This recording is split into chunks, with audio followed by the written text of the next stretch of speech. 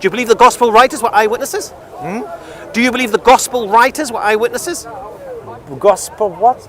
The purpose of this popular trick question is to try and deceive you to believe that the authors or the writers of the 4 Gospels of the New Testament were not Matthew, Mark, Luke, and John.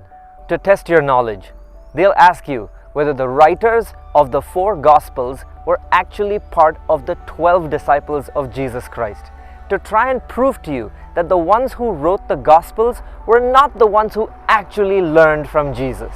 So here is your time-tested and fact-checked answer.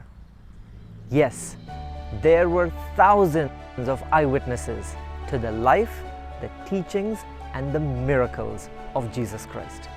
70 of these eyewitnesses were called to be his disciples, while 12 of these disciples were handpicked by Jesus to be his apostles. And then over 500 of these eyewitnesses met Jesus in person after he resurrected from the dead and before he ascended to heaven.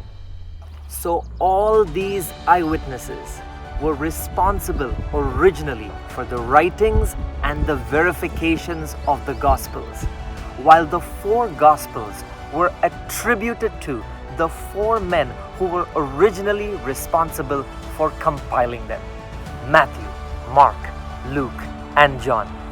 Matthew and John were part of the 12, while Mark and Luke were part of the 70 and part of the 500.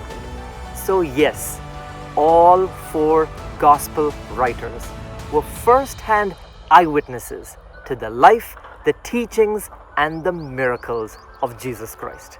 So read the Gospels and believe in them because they are reliable sources. But also be sober and be vigilant because your enemy prowls about like a lion, seeking whom he may deceive and devour.